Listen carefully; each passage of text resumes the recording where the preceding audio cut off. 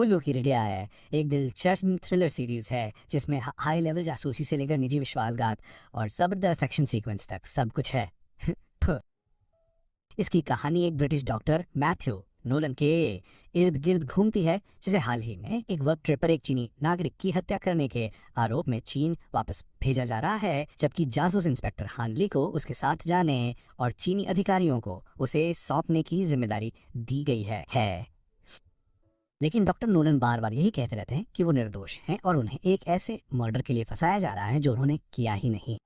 और रेडा आखिरकार एक दिलचस्प थ्रिलर में बदल जाती है जिसमें 3 बड़े देशों की सरकारें शामिल हैं। तो स्पॉइलर वार्निंग के साथ आइए जानते हैं कि सीरीज में क्या हुआ। सीजन 1 किस बारे में है? रेड आई सीजन 1 की शुरुआत बीजिंग की एक बरसाती रात से होती है, जहां एक ब्रिटिश आदमी एक नाइट क्लब से भागता हुआ अपनी कार में बैठ जाता है। बाउंसर और दूसरे लोगों से बाल बाल बचता है जो उसे पकड़ना चाहते हैं। गाड़ी चलाते हुए आदमी देखता है कि उसके पेट के एक तरफ खून बह रहा है और खून की कमी की वजह से वो बेहोश हो जाता है। गाड़ी हाईवे पर एक गड्ढे से टकरा जाती है, लेकिन वह आदमी बच जाता है। 15 घंटे बाद वही आदमी doctor Matthew Nolan north China air flight से हीथ्रो एयरपोर्ट पे आता है। लेकिन इमिग्रेशन डेस्क के करीब पहुंचने से पहले ही डॉक्टर को 2 बॉर्डर फोर्स के अधिकारी रोक लेते हैं और उसे पूछताछ के लिए ले जाते हैं।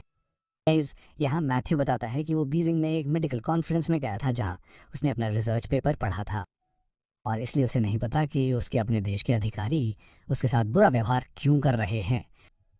अंत में बॉर्डर फोर्स के अधिकारी मैथ्यू को हिरासत में लिए जाने का कारण बताते हैं। वो बीजिंग में शेनो नाम की एक चीनी महिला की हत्या का मुख्य और एकमात्र संदिग्ध है। हालांकि वो कॉन्फ्रेंस के दौरान शेनो से मिलने की बात स्वीकार करता है, लेकिन मैथ्यू का कहना है कि उसकी हत्या से कोई लेना देना नहीं है और यहाँ तक कि उसे उसकी मौत के बारे में भी नहीं पता है। लेकिन इस बीच कूटनीतिक कारणों से ब्रिटिश और चीनी प्रशासन एक ऐतिहासिक समझौते पर पहुंच जाते हैं, जिसके तहत चीनी सरकार ब्रिटिश परमाणु संयंत्रों में भारी निवेश करेगी और बदले में उसे ब्रिटिश धरती पर अपना परमाणु संयंत्र बनाने और संचालित करने की अनुमति दी जाएगी। ब्रिटिश सरकार नहीं चाहती कि यह समझौता किसी भी कीमत पर टूट जाए, इसलिए MI5 के महानिदेशक मेलिन डेलानी को इस स्थिति के बारे में बताया जाता है और मैथ्यू नोलन के चीन प्रत्यर्पण की व्यवस्था करने को कहा जाता है। लंदन मेट पुलिस की जासूस इंस्पेक्टर हाना ली को जल्द ही वह अधिकारी चुना जाता है जो मैथ्यू को चीन वापस ले जाएगी और उसे चीनी अधिकारियों को सौंप देगी ताकि वे उसके खिलाफ आवश्यक कार्रवाई कर सकें। हालांकि चीनी मूल की हैं, लेकिन दिहाना उस देश में वापस जाने के लिए बहुत उत्सुक नहीं है जहां से उनका परिवार एक बार आकर बस गया था। लेकिन इस मामले में उनकी कोई खास राय नहीं है, क्योंकि उनके वरिष्ठ का कहना है कि उन्हें विशेष रूप से उनकी चीनी जड़ों के कारण चुना गया है। लेकिन जैसे ही हाना बीजिंग वापस जाने के लिए नॉर्थ चाइना एयरफ्लाइट में चढ़ती है, उसे एहसास होता है कि वो कहीं अधिक भयावह मुसीबत में पड़ गई है और डॉक्टर मैथ्यू नोलन सच कह रहे होंगे। नैनोइम में रेड आई यूनिवर्स में क्या है? ऑपरेशन ब्रॉडसाइड MI6 द्वारा चलाया जाने वाला एक टॉप सीक्रेट प्रोग्राम है जो डॉक्टरों से जुड़े पूरे मामले के पीछे की एक वजह है। डॉक्टर मैथ्यू नोलन और उनके ब्रिटिश सहयोगी जिन्हें हम सीरीज में देखते हैं, वे सभी जनरल पैसिफिक मेडिसिन नामक एक निजी मेडिकल रिसर्च कंपनी के लिए काम करते हैं। दुनिया भर में मेडिकल कॉन्फ्रेंस आयोजित करने के लिए मशहूर इस कंपनी के मालिक सर जॉर्ज चैपमैन नामक एक ब्रिटिश व्यक्ति हैं जो वास्तव में मिनिन ब्रशा के लिए काम करने के लिए नियुक्त एक जासूस हैं। विदेशी कॉन्फ्रेंस आयोजित करने के पीछे जॉर्ज का मुख्य उद्देश्य संबंधित देशों के संपर्कों से अत्यधिक गोपनीय दस्तावेजों और अन्य वस्तुओं को हासिल करना है। इस मामले में भी उसने देश से गोपनीय दस्तावेजों को हासिल करने के लिए चीन में सम्मेलन आयोजित करने की व्यवस्था की थी।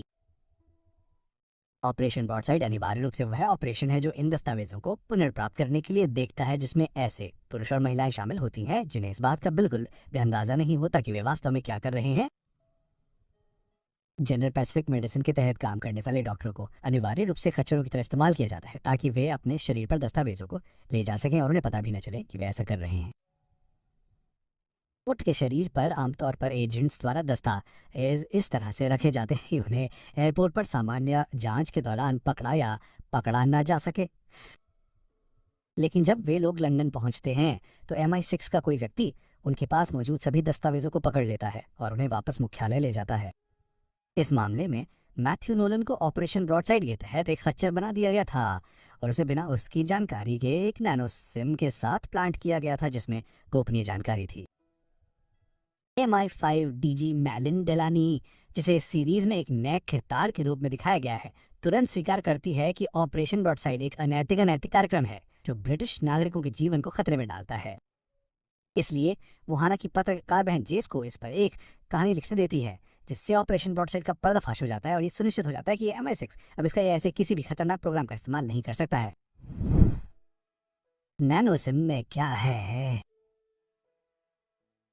नैनो सिम की सामग्री रेड आई सीजन 1 के अंत में सामने आती है जब मैलिन अपने MI5 हैकर्स की मदद से इसे डिक्रिप्ट करने में सफल हो जाती है।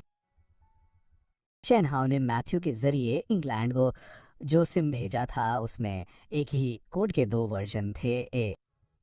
ये कोड एक खास प्रोग्राम के लिए था जिसे सिस्टम में डालने के बाद कोई भी बाहरी थर्ड पार्टी सिस्टम को अपने कब्जे में ले सकती थी और उसे ऑपरेट कर सकती थी।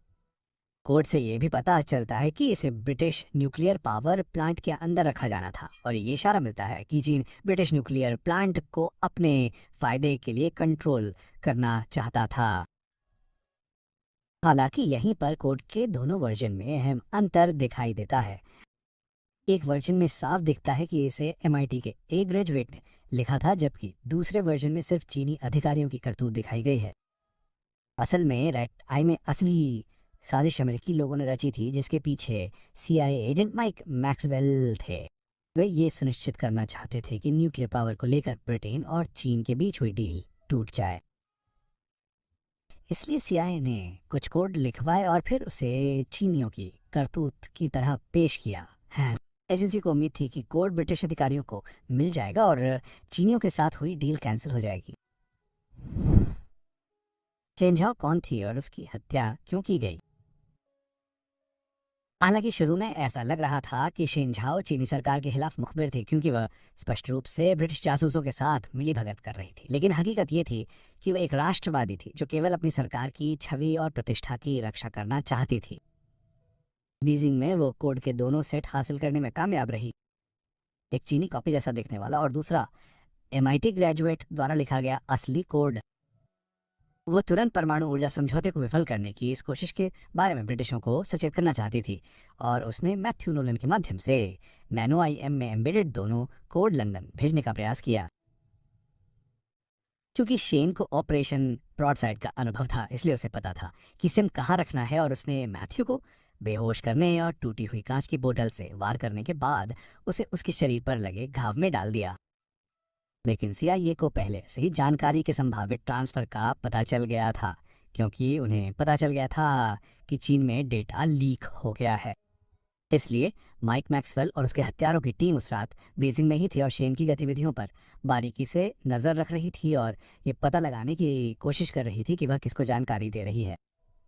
हालांकि माइक और उसकी टीम अपनी पूरी कोशिशों के बावजूद शेन के चतुर तरीके से निपटने में नाकाम रहे और इसलिए उन्हें यह भी एहसास नहीं हुआ कि वो मैथ्यू को निशाना बना रही थी और उसने उसे डेटा कैसे सौंपा था। जब तक मैथ्यू नाइट क्लब से बाहर भागा और गाड़ी चलाई, माइक और उसके सहयोगी जोन्स ने शेनजू को घेर लिया और फिर उसे मार डाला क्योंकि उन्हें पता चला कि उसने डेटा ट्रांसफर कर दिया है। उन्हें पता चला कि उसने क्योंकि अब यह स्पष्ट हो गया था कि मैथ्यू के शरीर पर सिम लगाया गया था, इसलिए माइक को यह सुनिश्चित करने की आवश्यकता थी कि उसे या उसके साथियों को डॉक्टर के साथ पर्याप्त समय मिले ताकि वो सिम को निकाल कर नष्ट कर सके। इसलिए उसने शेनजो के शव को मैथ्यू की दुर्घटनाग्रस्त कार के अंदर रख दिया ताकि ये लगे कि उसकी मौत के लिए डॉक्टर जिम्मेदार है। शेन एक उच्च पदस्थ चीनी राजनीतिज्ञ की बेटी थी, इसलिए इस कदम से मैथ्यू को चीन वापस लाया जा सकेगा और माइक और उसकी टीम को उससे सिम प्राप्त करने का मौका मिलेगा। सर जॉर्ज और डॉक्टरों की हत्याओं के लिए कौन जिम्मेदार है? तो रेड आई सीजन 1 में सभी मौतों के लिए माइक मैक्सवेल और उसके गुर्गों की टीम जिम्मेदार है। हालांकि मेलिन ने एक बार उल्लेख किया है कि CIA के बॉस को उसके क्रूर कार्यों के बारे में पूरी तरह से अनजान होना चाहिए, ये सुझाव देते हुए कि वो ये सब अपने फायदे या किसी निजी खिलाड़ी के लिए करता है। किसी भी तरह माइक अपने भरोसेमंद दूत जोन्स को सर जॉर्ज से मिलने और उसे मारने के लिए नियुक्त करता है। यह सुझाव दिया गया है कि MI6 और विशेष रूप से जॉन टेनेंट को इस हत्या की संभावना के बारे में पता था, लेकिन उन्होंने इस पर ध्यान नहीं दिया क्योंकि वे भी ऑपरेशन ब्लाइंडसाइड को कवर में रखना चाहते थे। माइक ने CIA समर्थित निजी सुरक्षा फर्म के माध्यम से 2 निजी ठेकेदारों को भी विमान में रहने और डॉक्टरों से पूछताछ करने और एक के बाद एक उनकी हत्या करने के लिए काम पर रखा था। इस काम के लिए एक पूर्व चीनी सैनिक को चुना गया था ताकि ये दिखाया जा सके कि चीनियों ने कोई बुरी योजना बनाई है। हालांकि माइक को यकीन था कि सिम मैथ्यू के साथ है, लेकिन वो कोई जोखिम नहीं लेना चाहता था और उसने विमान में मौजूद सभी ब्रिटिश डॉक्टरों को मरवा दिया। यहाँ तक कि जिस डॉक्टर ने सीरीज की शुरुआत में चीनी सरकार के अनुरोधों को मानने से इनकार कर दिया था, उसे भी माइक के आदेश पर अगवा कर लिया गया, उससे पूछताछ की गई और फिर मार डाला गया। बीजिंग में सुपुर्दगी की रात शेन झाओ ने जानबूझकर 5 ब्रिटिश डॉक्टरों को छुआ था ताकि जो भी उसका पीछा कर रहा था वो भ्रमित हो जाए। इसलिए माइक मैक्सवेल अपने रास्ते में आने वाले सभी लोगों को बेरहमी से मरवा देता है ताकि सिम को पहले पकड़कर उसे नष्ट कर सके, ताकि तोड़फोड़ में उसकी और CIA की संलिप्तता का पता न चल सके। हाना को क्यों फंसाया जा रहा है? इस प्रक्रिया में दी हाना ली को भी इसलिए फंसाया जा रहा है क्योंकि उसे फंसाना बहुत आसान है। एक चीनी अप्रवासी की बेटी होने के नाते जिसकी पत्नी को कानून से भी काफी परेशानी थी, हाना चीनी अधिकारियों को पहले से ही संदिग्ध लग रही थी।